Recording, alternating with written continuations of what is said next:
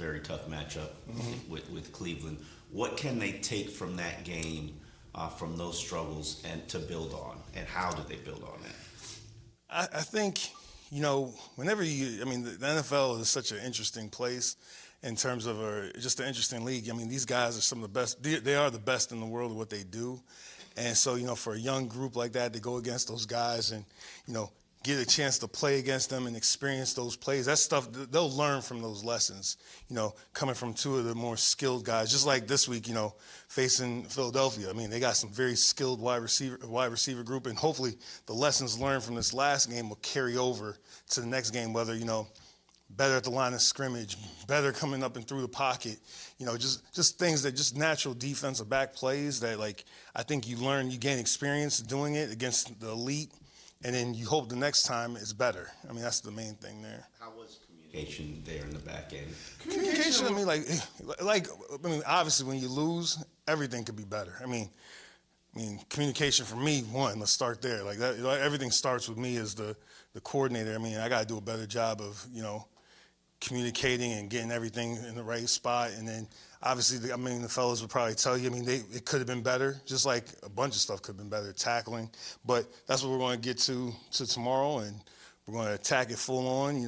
I love this group in terms of how they come into work, and I know they'll be ready to get going on the Eagles for this weekend.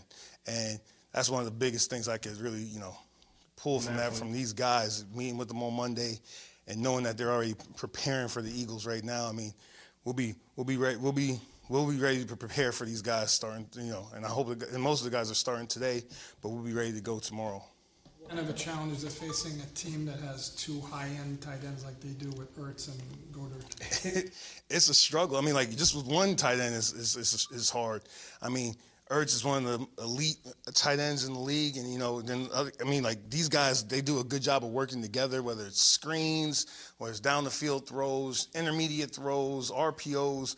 They're so highly involved in everything they do with the offense.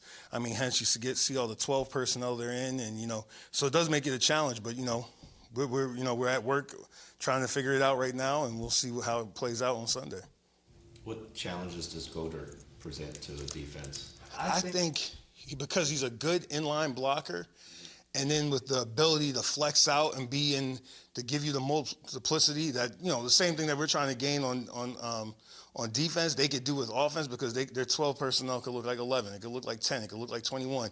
And his toughness really stands out. His versatility stands out, and then the fact that he could catch the ball. So now you're like, okay. A lot of times you hope that the inline tight end is just a blocker, so you don't have to worry about covering him. No, not the case. Van Ginkel had the big splash play on special teams.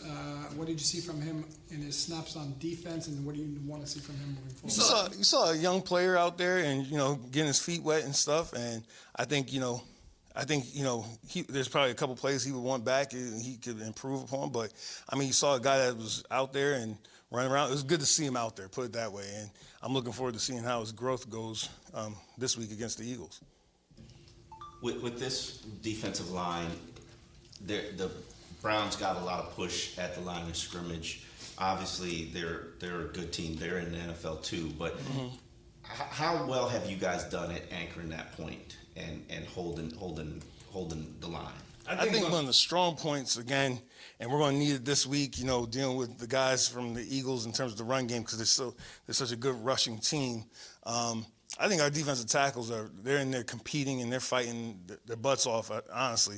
In terms of staying square, playing with extension, hands out in front of their eyes, I think they've done a good job. Again, the whole stoutness of the interior of the defense, it's not just doesn't fall on the D-line. It's also pressing from the second level with the backers, getting the right run reads and things of that nature. So, there's no way in the world I could say if you're perceived us getting knocked back. And again, obviously the run defense wasn't great, and we got ways to go in terms of improving it. But it's not just a D-line problem by any stretch of imagination. It's more of a me problem, making sure I get them in the right spots, make sure that I'm coaching it better. It starts with the coaching first, and then we got to get it's 11 people out there that contribute to the stoutness of the defense. What's fascinated me is you got almost full hockey line change at times. You send 5 guys on, take 5 guys off from play to play. Is that Is that based on maybe some limitations of the roster right now, or is that philosophically how you want to coach this defense? That's, I mean, just in terms of change, it's based on, I mean, the situation and what we think is going to be best within that situation. So we're always trying to deploy the right guys to take advantage of their weaknesses, take advantage of the situation, provide us with the best matchup. That's what we're really trying to do. So, I mean, it doesn't have, I don't think it has anything to do with the roster. It's just a good thing to be able to have guys that are multiple and be able to move them in and out of the lineup like that. That's a good thing, but it's usually just to take advantage of the matchup or the situation. I'll ask it this way. If you had 7 All-Pros out there, would you be rotating them as regularly as you are now? I mean, we had 7 All-Pros out there. I mean, that'd be nice. No, I'm joking. But no, yeah, still, it's all based on the situation and game plan for that week. So, I mean, I can't answer that. I've never been on the field with 7 All-Pros before, so I don't know. I want to ask you about John Jenkins. What has stood out to you most in your first year with him as a player and as a guy? I mean, I think I said last week, Jank is the guy that, like, you know, one, he's from the great state of Connecticut. That's a positive, you know. So, you know, wrong city, but great state of Connecticut. But great personality. He's a physical football player. He's a smart football player, and he has experience. So his experience, you know, again, his experience in the division that we're about, again, facing the Eagles this week, he has some experience there. He'll be able to help us out in terms of talking about the offensive line and some of their schemes to help us there. But just also with our younger players, you know, he's a guy that, you know, they could go to help figure out some of the stuff that ins and outs of the NFL that you learn from the players.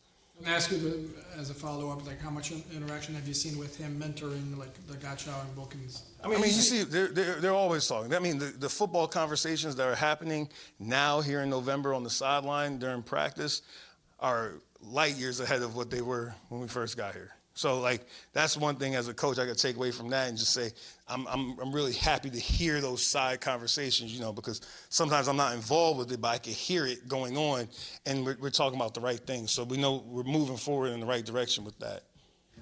Eagles played Sunday without Jordan Howard, without Alshon Jeffrey, without Nelson Aguilar. Wentz hurt his finger. How tricky does it make it to prepare for them with all these unknowns?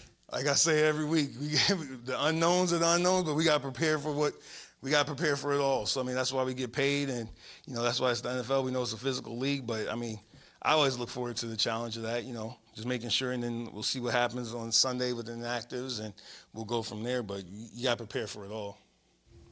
All right. Appreciate you. Thank you.